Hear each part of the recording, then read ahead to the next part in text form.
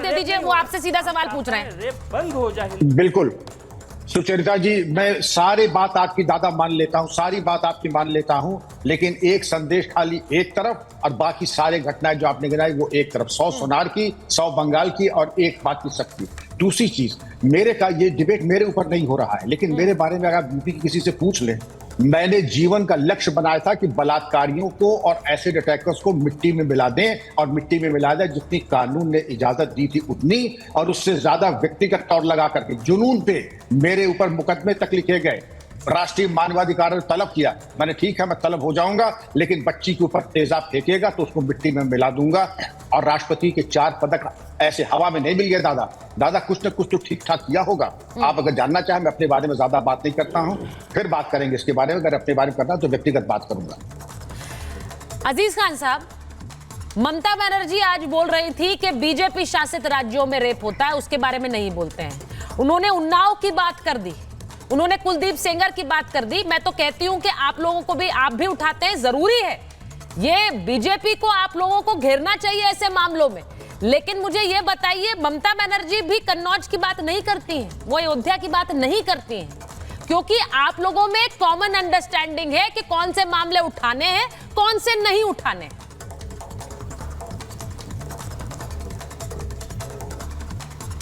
देखिए सुचरिता जी, 2-3 बड़ी अहम बात है। अभी मैं पूरे डिस्कशन को बहुत गंभीरता से देख रहा था, क्योंकि आज बहुत गंभीर प्रकरण है और उस पर चर्चा हो रहा है। जिस तरह आज बिल ममता जी लेकर के आई हैं, वो किस तरह दृढ़ संकल्पित है, किस तरह न्याय दिलाने के लिए महिलाओं के लिए वो आगे बढ़ रही हैं, किस तरह वो इनके अंदर एक ममता है। यकीन मानिए, इस बिल को देख करके एहसास हो रहा है कि उन्होंने कितना कड़ा कानून बनाने का प्रयास किया है। एक बात, अब इसकी निंदा करना, इस पर राजनीति करना कि साहब ये गलत है, देर में आया, पहले आया, सवाल ये नहीं है। अगर ये देर में आया तो इससे पहले बीजेपी क्या कर रही थी, उसकी भी जिम्मेदारी थी। कई स्टेट में उसके अपने शासन सत्ता में है, केंद्र में वो है, लेकिन लाने का प्रयास नहीं किया। क्यों? क्योंकि वो दृढ़ संकल्पित नहीं है, वो महिलाओं के प्रति उदार नहीं है। सिर्फ उसके नारे में महिलाओं की बात है कि साहब महिलाओं के सम्मान में बीजेपी मैदान में। अभी जो दीदी ने तमाम सवाल खड़ा किया कि तमाम जगहों पे बड़े स्तर पर रेप हो रहा है और तमाम तरीके के करप्शन हुए महिलाओं के ऊपर, लेकिन बीजेपी ने एक शब्द बोलना मुनासिब नहीं समझा, कोई एक्शन नहीं लिया। तमाम एग्जाम्पल्स दिए गए, मैं उसे दोबारा नहीं बताना चाहूंगा कि मणिपुर में क्या हुआ, किस तरह आप खिलाड़ी बेटियां किस तरीके से प्रदर्शन करती रही, उनकी कोई सुना नहीं। माननीय मोदी जी तो कह रहे बहुत सेंसिटिव है साहब, कभी भी उन्होंने कभी भी महिलाओं के प्रति उदारता नहीं दिखाई। तमाम बड़ी बड़ी घटनाएं हुई, किस तरह प्रज्वल रेवन्ना का मामला आया, कितने वीडियो फ्रंट पे आए, आज वो चर्चा में है, आज कहीं मीडिया में है, कहीं चर्चा में नहीं है। अजीज खान साहब, एक बयान जरूर चर्चा में आ रहा था कि आरोपी का डीएनए टेस्ट करा दीजिए। सहयोगी दल है, सुनिए, बड़ी इंपॉर्टेंट बात कर रहा हूं। डीएनए टेस्ट करा दीजिए, ये जरूर सुर्खियों में आया। आ गई और नवाब सिंह यादव का डीएनए मैच भी हुआ, और वो डीएनए टेस्ट के बाद रिपोर्ट भी आ गई, टेस्ट हुआ, टेस्ट मैच भी हो गया। प्रियंका जी एक मिनट, उन्हें अभी बोलने टेस्ट मैचिंग पर कोई बात है? प्रियंका जी उन्हें बोलने। मुझे अजीज खान साहब सिर्फ ये लगता है, मुझे सिर्फ ये लगता है कि जिस दिन बीजेपी कुलदीप सेंगर को जैसे लोगों को डिफेंड करना बंद कर दे और आप अपने नेताओं को कि डीएनए टेस्ट करने की मांग बंद कर दे, तो यहां पर इतनी सख्त कानून की जरूरत नहीं पड़ती।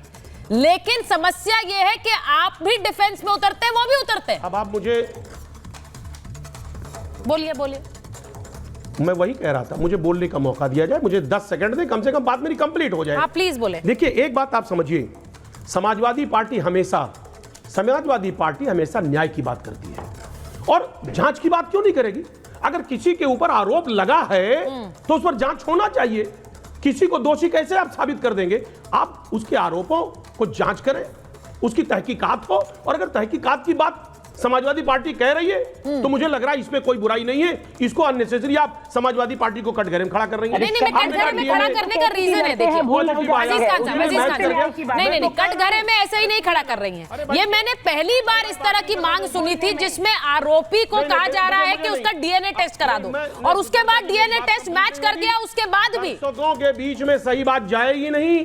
मैंने आपको बोलने का पूरा समय दिया अजीज खान साहब, ऐसे मत बोलिए ना, पूरी बात रखिए। आपने बोल लिया, आप लोगों ने डीएनए टेस्ट की मांग की थी ना। आप काउंटर बीच में करेंगी, नहीं कर सकती आप। अगर सही बात नहीं, अगर सही बात दर्शकों के बीच में नहीं जाएगी, क्या सही बात नहीं गई है, क्या सही बात नहीं गई है? समाजवादी पार्टी, सुनिए मुझे बोलने दे प्लीज। तारीफ में फूल बांध दिए भाई, बीच में बुलवा रही हैं आप। बीजेपी के प्रवक्ता का टर्म है नहीं, आप उनको वो इमाल बोल रही है तो बिरोनी से बुलवाइए, फिर मुझसे सवाल क्यों कर रही है? प्रियंका जी बिरोनी से बात करिए। नहीं, अजीज खान साहब, आपने 2 बार अपनी बात रखी है, 2 बार चंद्रमोहन जी और ममता जी के पास तो मैं गई भी नहीं हूँ। अब आपका अगर ये मतलब है कि मैं इस मामले में ये पूछूं ना, लेकिन बात कंप्लीट, अजीज खान साहब अभी तक कंप्लीट नहीं हुई है। अच्छा, कंप्लीट करिए। डिस्टर्ब किए हैं, वो बोलने नहीं दे रही ठीक है, कंप्लीट कर लीजिए। नहीं, बात कंप्लीट कहाँ हुई?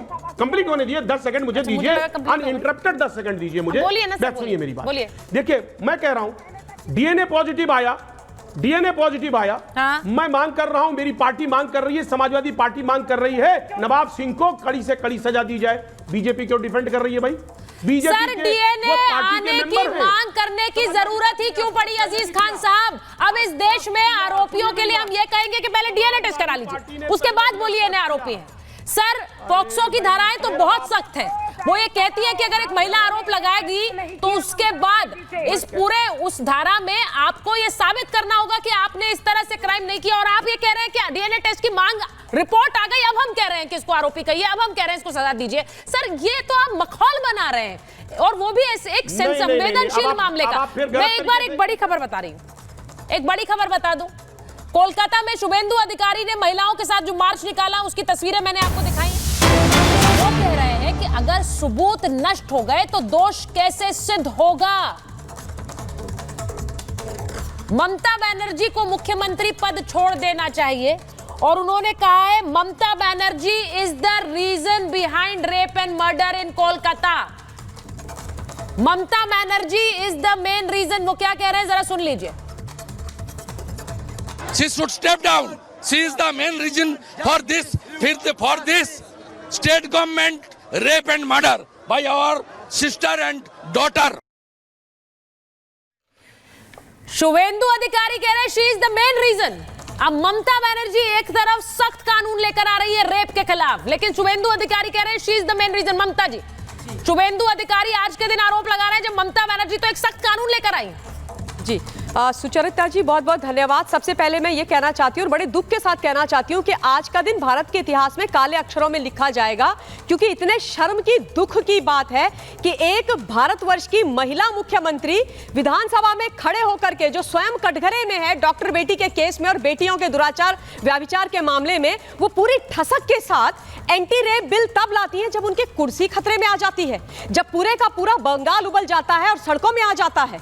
बेटी को न्याय दिलाने के लिए नहीं लेकर के आती है, और उसके बाद बंगाल में खड़े होकर के अर्थ के अनर्थ वाला भाषण देती है, पूरे भारत की बात करती है, लेकिन वेस्ट बंगाल की बात नहीं करती है। बड़ी बड़ी बातें यहां पर करी लोगों ने। मैं ये बोल देना चाहती हूं, पिछले 48 घंटे में 7 से ज्यादा रेप हो गए हैं वहां पर वेस्ट बंगाल के अंदर। क्या कर रही है ममता बनर्जी? आप एंटी रेप बिल लेकर के आज आई हैं, आपको केंद्र का लाया हुआ है वो स्ट्रिक्ट सख्त बिल नहीं दिखाई दिया, आपने उसको वेस्ट बंगाल के अंदर लागू क्यों नहीं किया? अगर आपकी मंशा थी कि वहां पर बेटियों के साथ दुराचार व्याभिचार ना हो और जो भी रेपिस्ट हैं, जो भी दोषी हैं, उनको कड़ी से कड़ी सजा मिले, इनकी मंशा कभी वो थी ही नहीं। मैंने तो आज तक कभी ऐसा नहीं देखा भैया कि मुख्यमंत्री स्वयं से अपने ही विरोध में सड़कों पर उतर गई है। किसको बचाना चाह रही है? 2-3 चीजें जरूर बोलना चाहती हूं। अभी टीएमसी के प्रवक्ता ने बोला कि जो पीड़िता का परिवार है वो कह रहा है हमें ममता बनर्जी पर भरोसा है। अधीर रंजन चौधरी, अधीर बाबू ने बोला है, आपके इंडिया अलायंस के नेता ने, कि पीड़िता के परिवार को नजरबंद करके रखा है कोलकाता की पुलिस ने, वो बोल रहे हैं, और आप झूठ बोल रहे हो पीड़िता के परिवार के नाम पर। एक बात बताइए ना, अगर 36 दिन के अंदर सजा की बात कर रही है ममता बनर्जी, तो ये तो बहुत स्ट्रिक्ट कानून की बात कर रही है, तो इसमें आपको, मुझे लगता है इसमें समर्थन करना चाहिए आपको। इसके खिलाफ क्यों है? सुचरिता जी, मैं इसके विरोध में नहीं हूँ। मैं इनका जो इंटेंट है वो जनता के सामने रख रही हूँ। अगर इनको देना था तो सब, अगर इनको डॉक्टर बेटी को और वहां की बेटियों को न्याय देना था तो ये बिल 13 साल पहले ले आती। 13 साल से ये शासन में है। Point number 1। पॉइंट नंबर 2 मैं ये कहना चाहती हूं कि जब डॉक्टर बेटी के साथ गलत हुआ था तो उसके बाद डॉक्टर संदीप घोष, जिसको पकड़ लिया है सीबीआई ने, अब एंटी करप्शन उनकी डिपार्टमेंट ने, उसको इन्होंने प्रमोशन क्यों दिया? और तीसरी जरूरी बात, जिस संजय रॉय को यहाँ पर बैठे हुए मेरे ये संजय भाई बोल रहे हैं कि वो आरोपी है, पता नहीं वो आरोपी है भी कि नहीं है, क्योंकि भाई अब जो एक जगह मुकर गया, अब जो खबर आ रही है वो मुकर गया। वो मुकर गया है। सबसे बड़ी बात यह है कि वो मुकर गया है।